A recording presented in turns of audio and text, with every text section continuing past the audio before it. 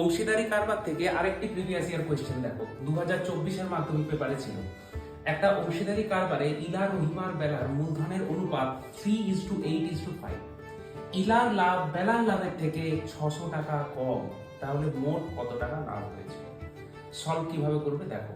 ইলা রহিমার বেলার মূলধনের অনুপাত দেওয়া রয়েছে 3:8:5। আচ্ছা, মোট মূলধন কত টাকা বা মোট লাভ কত টাকা সেটা বের করতে হবে। তো তাই জন্য আমি মোট লাভ ধরে নিচ্ছি এক্স টাকা। এবার প্রশ্ন হচ্ছে এই যে মোট লাভ এক্স টাকা, এখান থেকে ইলা কত টাকা পাবে? তো মোট লাভ যদি এক্স টাকা হয় সেখান থেকে ইলা কত টাকা পাবে? আচ্ছা, ইলার অনুপাতটা কত? ইলার অনুপাত হচ্ছে 3, তাহলে উপরে রাখবো 3 আর নিচে রাখতে হয় এই তিনটে যোগফল, যেটাকে আনুপাতিক যোগফল বলি। তিনটে যোগ করলে হবে 16। তাহলে কত আসছে এখানে? 3x/16 টাকা। ঠিক, এত টাকা হচ্ছে ইলার লাভ। আচ্ছা, বেলা কত টাকা পাবে? তাহলে বেলা পাবে হচ্ছে, বেলার অনুপাত কত? বেলার অনুপাতটা হচ্ছে 5 হচ্ছে অনুপাত। তাহলে x টাকা থেকে ইলার বেলা কত পাচ্ছে? ইলা পেলে এত টাকা, বেলা পাবে হচ্ছে x গুণিত 5 এর 16, 5 এর 16। ঠিক, আচ্ছা আমি এখানে লিখে দিচ্ছি, এখানে হবে 5x/16, 5x/16। আর রহিমার বের করার দরকার নেই, কারণ কি আমাদের দেখো ইলার লাভ বেলার লাভের থেকে 600 টাকা কম, শুধু এই দুজনের উপরেই গল্প রয়েছে, তাই জন্য আমাদের রহিমারটা দরকার নেই। তাহলে মোট লাভ ধরছি x টাকা, সেখান থেকে ইলা কত টাকা পাবে? না 3x/16।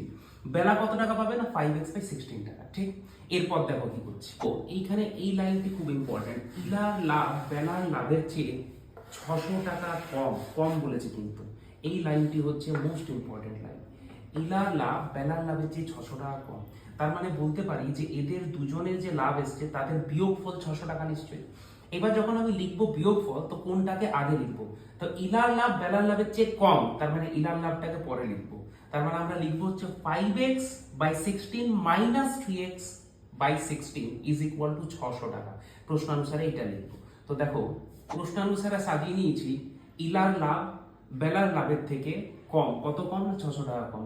তাই জন্য আমরা বিয়োগফল 600 লিখেছি আর আগে বেলার লাভটা লিখেছি। ঠিক, এবার এইখান থেকে x এর মান বের করো, কত হবে? তো দেখো হর দুটো একই আছে, যদি হর দুটো একই থাকে তাহলে উপরের দুটোকে আমরা বিয়োগ করে লিখতে পারি। 5x থেকে 3x গেলে হবে 2x ইজ ইকুয়াল টু 600।